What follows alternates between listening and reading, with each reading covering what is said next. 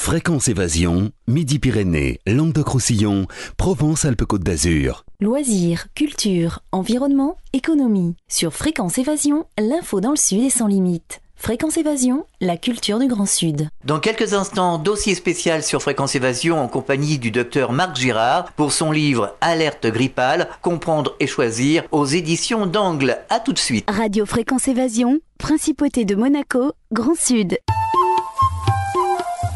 La météo en France dans notre Grand Sud. Quel temps fait-il en Midi-Pyrénées, Languedoc-Roussillon et Provence-Alpes-Côte d'Azur? Pour le savoir, cliquez sur Météo. Chaque jour, Fréquence Évasion vous offre la météo grâce à Météo France. Fréquence Évasion, info, interview et détente. Fréquence Évasion. Docteur Marc Girard, bonjour. Merci de participer à cette émission sur Fréquence Évasion. Bonjour. Alors vous avez écrit un livre, Alerte grippale, comprendre et choisir aux éditions d'Angle. Pourquoi avoir écrit ce livre?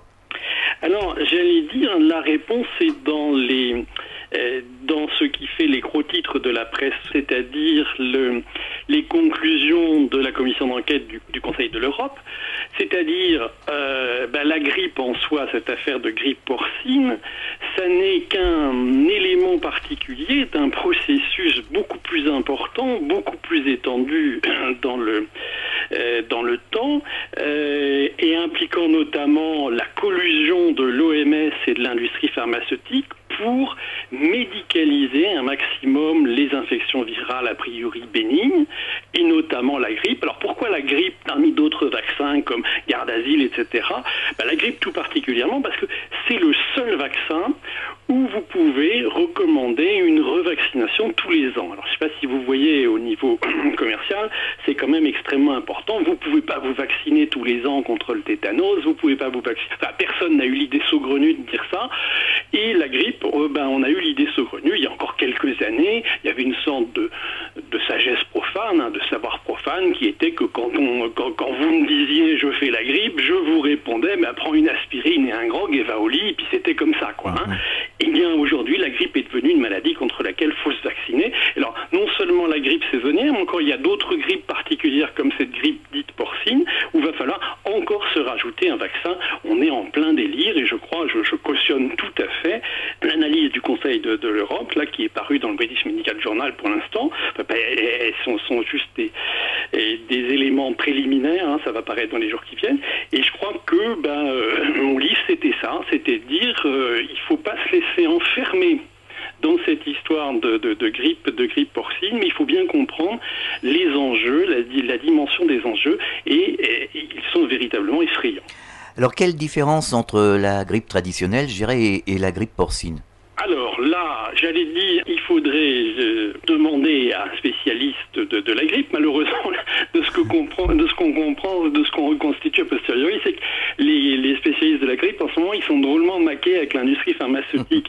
Mais en tout cas, ce qu'on a compris, c'est qu'il y avait eu, moi je ne suis pas virologiste, mais on a compris qu'il y avait un nouveau virus qui était apparu, mais comme chaque grippe, chaque année, il y a un nouveau virus qui apparaît. Bon, celui-là, clairement, il n'était pas très dangereux. Les gens étaient finalement beaucoup plus immunisés, comme on nous l'a dit, contre lui, pour un état de raison assez subtil. Et d'emblée, si vous voulez, il y a eu exagération et du nombre de cas et de la virulence du virus. Moi, je me permets de renvoyer, puisque ça c'est sur mon site internet, à une émission qu'on avait faite dès le 28 avril 2009. 28 avril 2009, c'était le tout début de l'alerte, c'était même avant que l'alerte pandémique ne soit lancée par l'OMS, et d'ores et déjà, je disais, on est en train de se moquer du monde. Alors que se passe-t-il aujourd'hui? Les auditeurs se posent de nombreuses questions. Au niveau de la vaccination en général, ça paraît très très difficile de se faire vacciner. Si on s'aperçoit que la vaccination n'est pas si simple que ça, que faut-il faire? Quelles sont les conséquences de la vaccination? Faut-il se faire vacciner ou pas, ou modérément? Alors, c'est effectivement, voilà quelque chose sur lequel il faut avancer.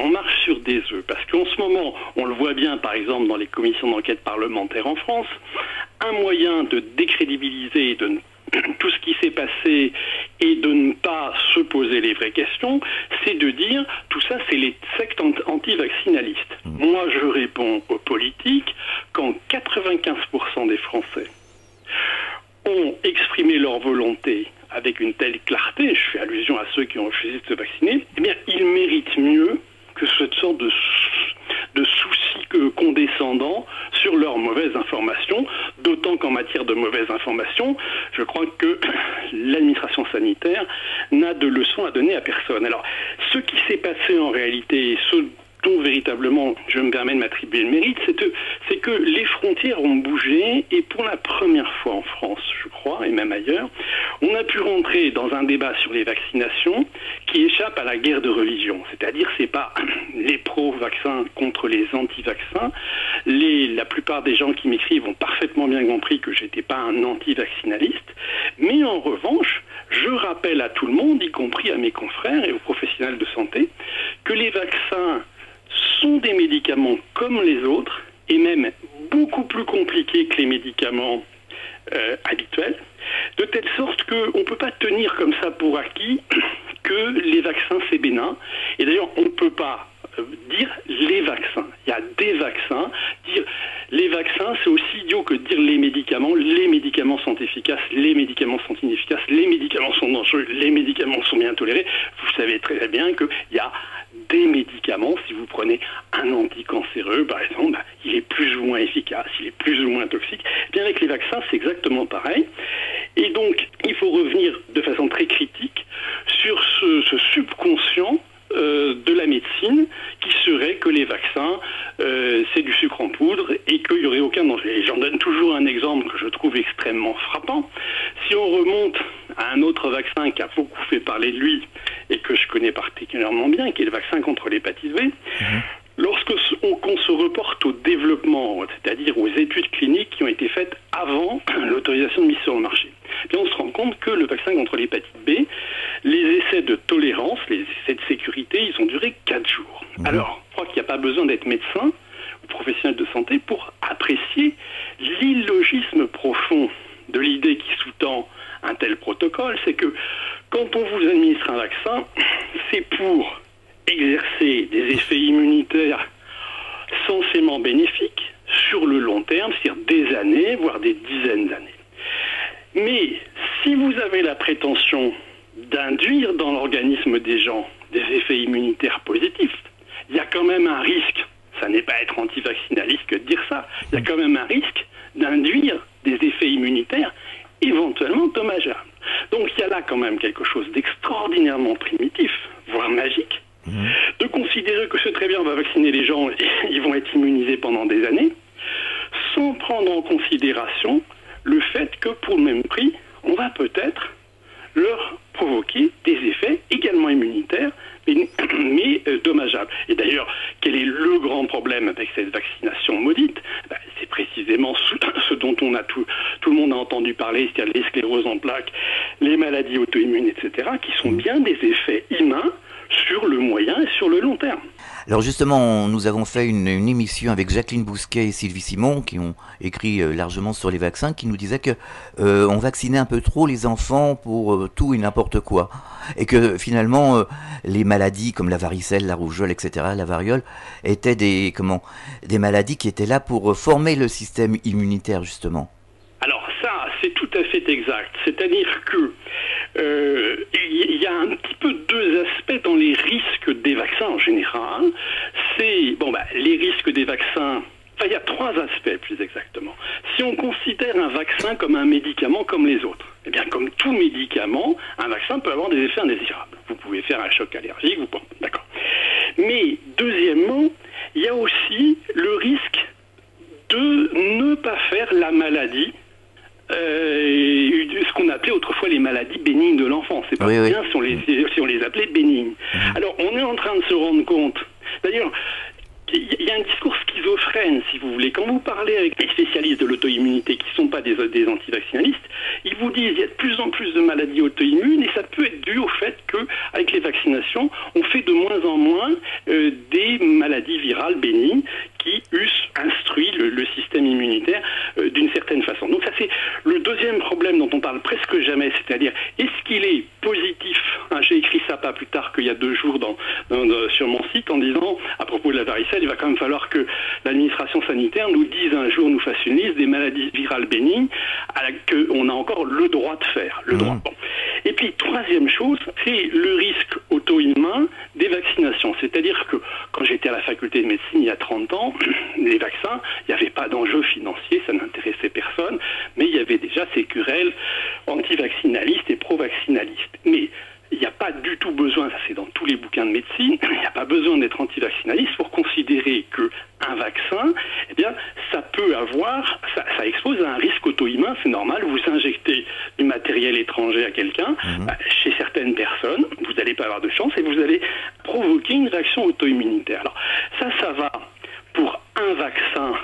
Si la réaction est indésirable, elle est extrêmement rare. On est dans un problème de rapport bénéfice-risque. Ouais. Mais ce risque auto-immun qui n'est pas spécifique, ce que mon collègue Schoenfeld à Jérusalem appelle la mosaïque de l'auto-immunité, eh bien, il va se multiplier, j'allais dire, arithmétiquement à chaque nouvelle vaccination que vous allez administrer. Alors moi, quand j'étais petit, c'est quand même pas Mathusalem, hein, on avait 3-4 vaccinations.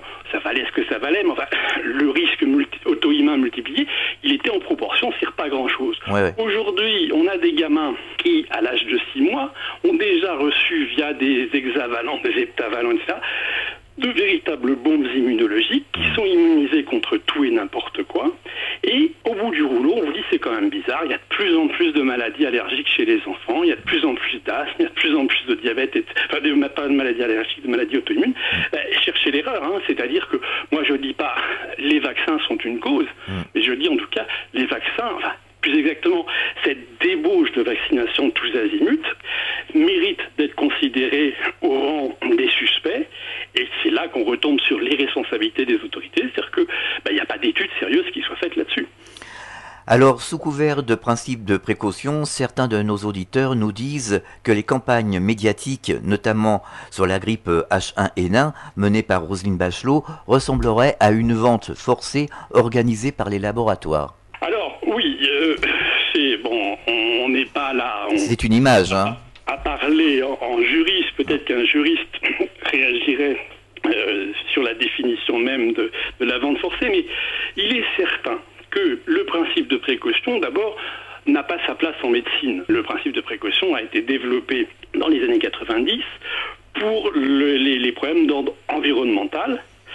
Et nous, en médecine, on a un principe qui est beaucoup plus fort et beaucoup plus ancien, qui est le principe de prudence hippocratique. D'abord, ne pas nuire. Bon, ça c'est la première chose. Deuxièmement, le principe de précaution, il est bien défini dans la loi Barnier, 1995. Et la loi Barnier, elle dit quoi quasiment en préalable? C'est que les mesures prises au nom du principe de précaution doivent l'être à un coût économiquement acceptable. Donc je laisse tous nos auditeurs examiner si les mesures de Mme Bachelot ont été d'un coût économiquement acceptable, si on prend en considération leur coût direct mais également leur coût indirect. Et enfin, troisièmement, quand j'entends les autorités me parler principe de précaution, je dis principe de précaution à sens unique, parce que même en admettant que cette grippe ait été, disons, raisonnablement dangereuse, comme une grippe peut être raisonnablement dangereuse, il faut prendre en considération symétriquement les risques du vaccin. Moi, j'ai encore jamais vu, encore une fois, un médicament qui n'ait pas d'effet indésirable. Donc, je suis mon raisonnement, parce que j'ai quand même un peu de suite dans les idées. Ces vaccins contre la grippe, c'était des médicaments, ils ont fait des effets indésirables.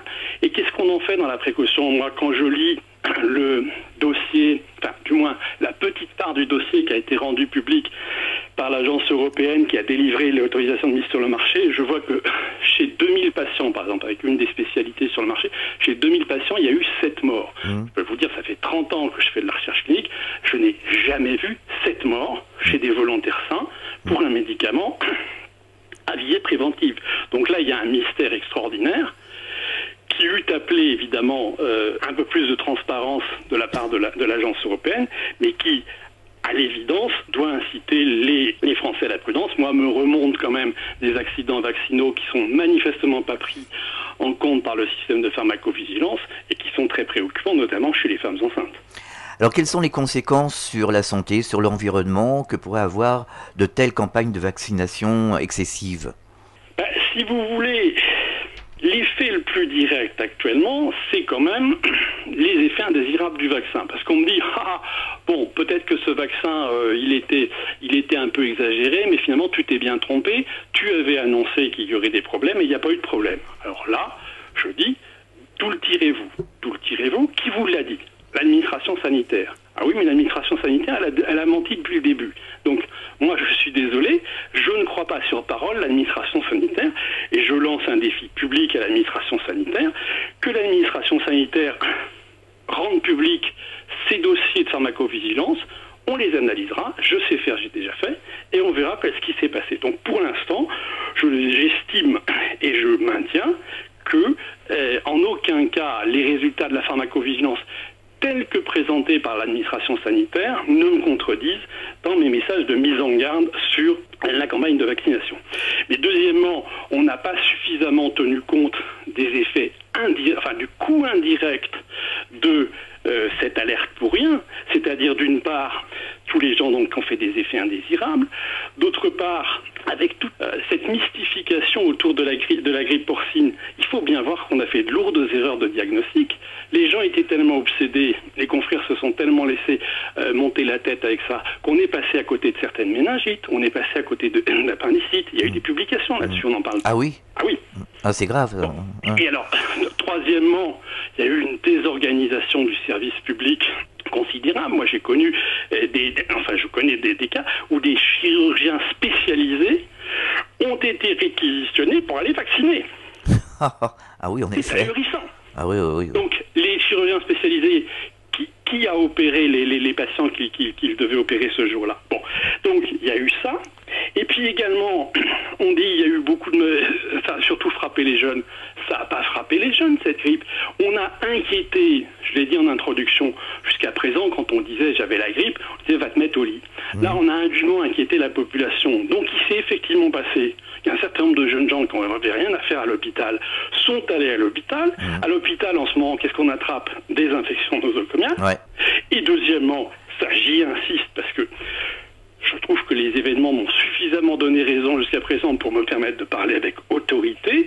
Je prétends que jusqu'à preuve du contraire, dans un certain nombre de décès à l'hôpital, il faudrait examiner de façon extrêmement rigoureuse le rôle dommageable de Tamiflu, qui, dans un certain nombre de cas, peut avoir joué le rôle de balle dans la nuque. Alors justement, on pourrait donner des précisions sur ce médicament?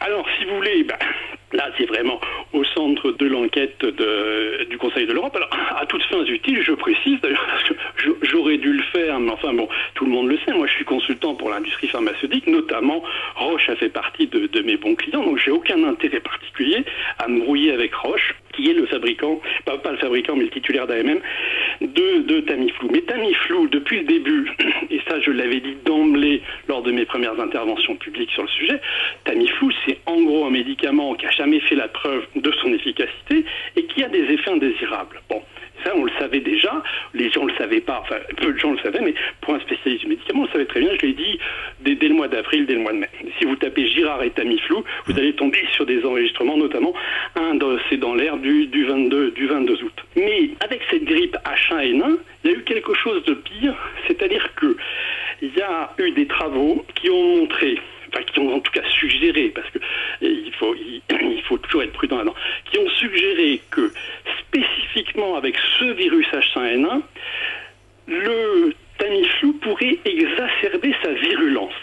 Ah oui. Non pas, encore une fois, que le virus soit plus ou moins résistant, ce qui serait un cas de résistance, comme on a déjà vu, mais spécifiquement, le titre de l'article anglais, c'était to boost, en anglais, c'était aggravé, exagéré.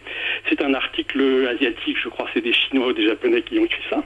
Je l'ai cité sur mon site. Donc, si vous voulez, on a effectivement des éléments théoriques et expérimentaux pour suspecter que Tamiflu puisse aggraver la maladie.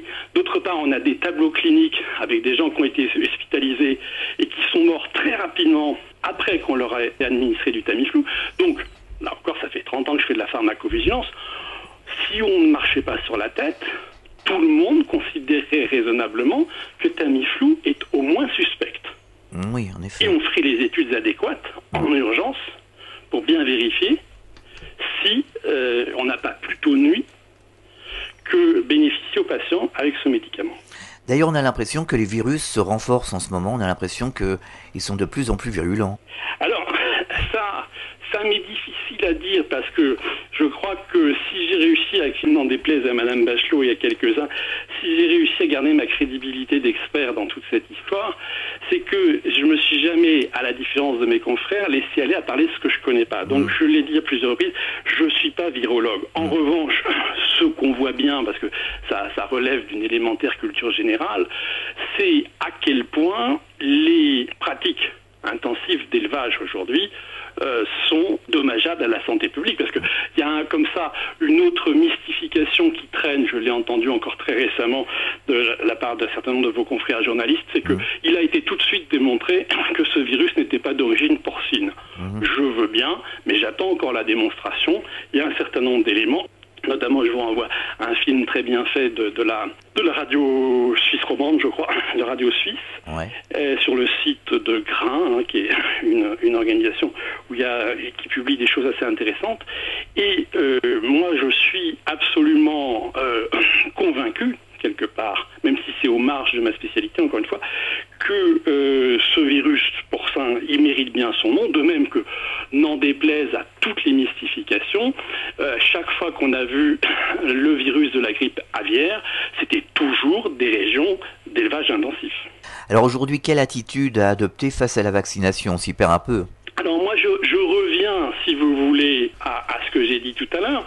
Je ne veux pas entendre parler de la vaccination. Il y a des vaccinations contre diverses maladies. Donc, si vous voulez, moi, ce que je crois, le plus important, et je commence à voir les hommes politiques pour leur tenir ce discours, c'est que ce qui est inquiétant, c'est qu'on s'est aperçu que finalement les vaccins, ça commence à avoir des enjeux financiers importants, ce qui n'était pas le cas il y a 30 ans. Pourquoi? Parce que, si vous voulez, l'industrie pharmaceutique, quoi qu'elle en dise, est en panne d'innovation, et c'est-à-dire c'est plus capable de trouver des grands médicaments, et s'est rendu compte qu'avec les vaccins, on pouvait faire de l'argent, beaucoup d'argent, rapidement, sans investir beaucoup.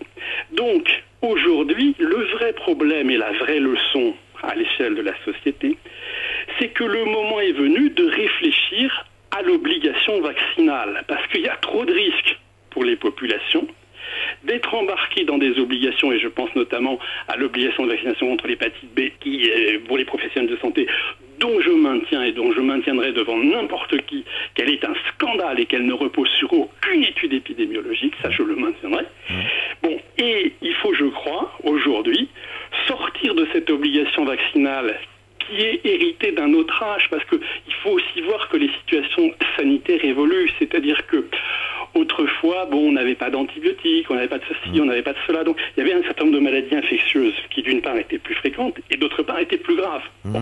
Et aujourd'hui, je ne vois pas véritablement des vaccinations dont l'obligation s'impose, ce d'autant qu'en parallèle, dans un esprit d'équilibre, depuis 1975, le législateur avait prévu, comme partout dans le monde où il y a des obligations vaccinales, avait prévu un schéma d'indemnisation. C'est l'article 3111 alinéa 9 du Code de la santé publique qui fait que quand vous recevez une vaccination obligatoire et que vous faites par exemple une encéphalopathie, bien, il suffit de démontrer le lien de causalité pour avoir une indemnisation de l'État. Et c'est un article de loi qui a marché jusqu'à présent.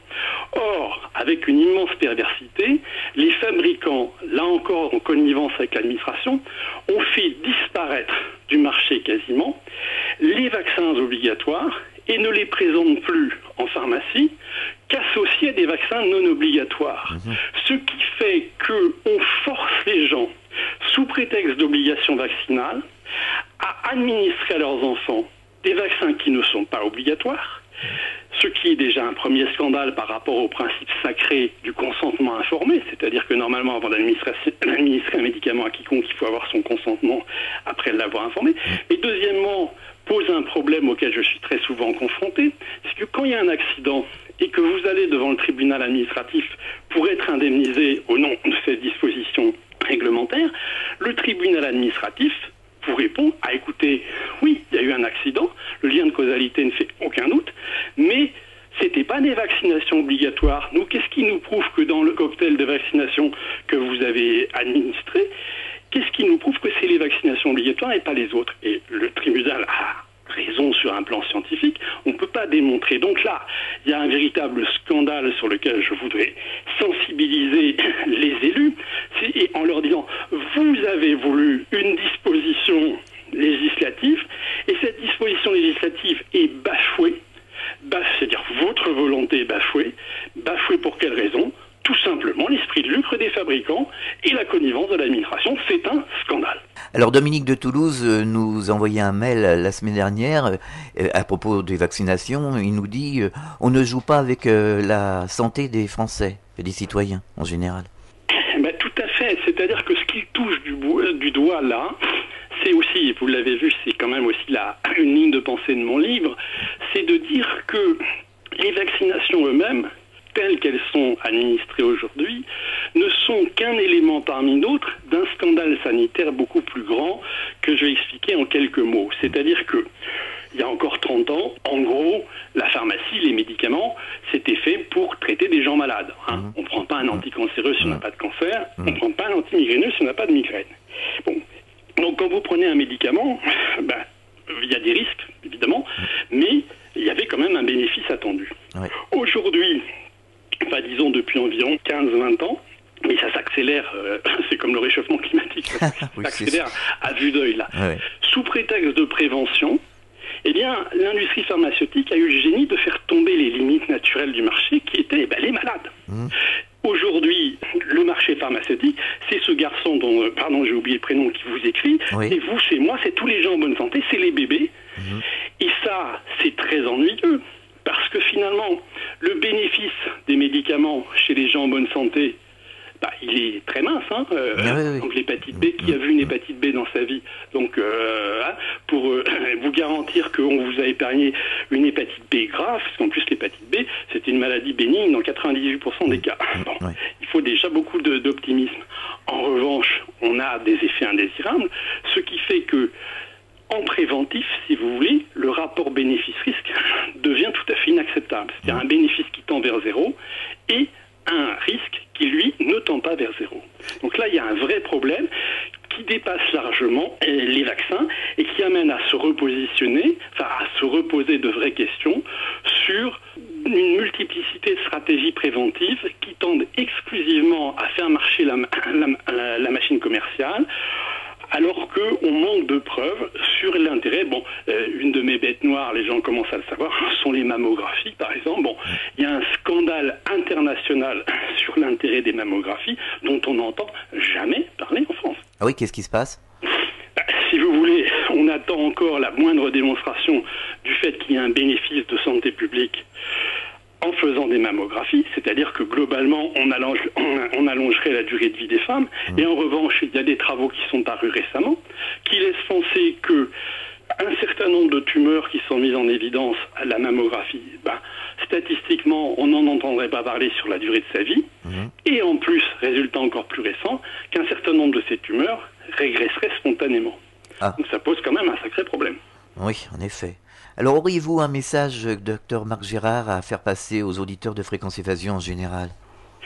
Moi, si vous voulez, mon engagement là-dedans, ça a été un engagement, j'allais dire, quasiment paternel. C'est-à-dire que j'ai été vraiment traumatisé par cette histoire de vaccin contre l'hépatite B, où j'ai vu véritablement tous ces jeunes gens, sous prétexte de prévention, littéralement détruits dans leur vie, dans leur santé. Et je crois qu'il faut que les jeunes, on a bien réussi à développer ça sur la pédophilie, apprendre aux jeunes à prendre conscience d'un certain nombre de choses qui sont interdites, qui n'allaient pas de soi il y a encore 10 ou 15 ans. Et je crois qu'aujourd'hui, il faut que les jeunes entendent quelque chose de l'ordre de « touche pas à mon corps ». Les médicaments, ça peut faire beaucoup de mal. Moi, quand j'entends des jeunes de 18-20 ans me dire « mon médecin m'a dit que », je leur dis « mais à votre âge, qu'est-ce que vous allez faire chez le médecin ?» C'est vrai qu'on constate quand même qu'il y a beaucoup de médicaments qui ont des sacrés effets secondaires aujourd'hui. Oui, alors c'est vrai que finalement, je crois que politiquement, enfin, dans l'optique de mon action philosophique et politique, dire c'est toujours la faute des autres, c'est pas un bon combat. Il faut que chacun revienne au centre de lui-même et comprenne que toute cette médicalisation, toute cette pseudo-prévention s'inscrit quand même dans la logique d'une société de consommation où finalement il n'y a pas d'autre valeur qu'une certaine idée de la santé. Et on consomme finalement des médicaments comme on consomme un peu n'importe quoi. Et je crois quand même que le tableau que j'ai essayé d'esquisser avec vous d'une médicalisation galopante s'inscrit quand même dans les vices reconnaissables du consumérisme ambiant où on n'a plus de valeur et on vit avec une terreur excessive de la maladie et de la mort. Moi, malheureusement, dans ma vie de spécialiste de iatrogénie, d'effets indésirables des médicaments, je vois tellement de gens détruire leur vie ou mourir pour cause de médicaments que je leur dis, faites attention, réfléchissez. Alors, c'est le problème aujourd'hui, par exemple, par rapport à cette publicité absolument scandaleuse organisée par les autorités sanitaires qui consiste à monter en épingle le décès d'un bébé, par exemple. Bon, c'est vrai que c'est ravageant d'avoir un enfant qui va mourir d'une rougeole ou un enfant qui va mourir d'une grippe. Et moi, bon, il ne faut pas être irresponsable comme certains antivaccinalistes. Je ne peux pas garantir à mes auditeurs qu'ils ne vont pas avoir un enfant qui va mourir d'une grippe, par exemple. Mais en revanche, et là je suis très fort là-dessus et très formel, je peux leur garantir qu'à l'heure actuelle, se faire vacciner contre la grippe, faire vacciner leur enfant contre la grippe, c'est lui faire encourir un risque statistique bien plus important d'accident que ne rien faire. Même chose, à l'évidence, pour l'hépatite B. En fait, il faut peut-être faire preuve de bon sens aujourd'hui, de rééquilibrer un peu les choses. Exactement, c'est-à-dire, encore une fois, faut pas commencer à avoir peur dès qu'on vous dit au loup, bon, c'est sûr qu'il y a des gens malades. C'est ce qu'on appelle, alors ça c'est peut-être aussi le vice des médias actuels qui ont des moyens de représentation très impressionnants avec les images notamment. Bon, on vous présente, bon, là, on nous a parlé d'une petite fille qui est morte dans une voiture parce que sa mère l'avait oubliée. Bon, c'est dramatique. Enfin, immédiatement, le secrétaire d'État réunit des commissions, des machins, etc. Je vous rappelle quand même que chaque semaine en France, il y a des enfants qui tout aussi scandaleusement meurent dans des accidents de voiture. Bien sûr. Et qu'il y a chaque année 5 à 600 décès, noyades dans des piscines en France, dont une majorité d'enfants. Oui, il y a des précautions toutes simples qui permettraient justement d'éviter tous ces problèmes. Oui, et puis surtout se défier, si vous voulez, de la dramatisation de l'anecdotique, c'est-à-dire, encore une fois, bon, c'est absolument désolant qu'il y ait des enfants qui meurent dans des voitures, mais je ne pense pas que ce soit le problème sanitaire actuel. Docteur Marc Girard, merci d'avoir participé à cette émission sur Fréquence Évasion. Nous rappelons le titre de votre livre, Alerte grippale, comprendre et choisir, aux éditions d'Angle. Merci, au revoir, à très bientôt sur cette antenne. Merci à vous. C'était Dossier spécial sur Fréquence Évasion aujourd'hui avec le docteur Marc Girard. À très bientôt pour un autre dossier spécial sur Fréquence Évasion. Fréquence Évasion.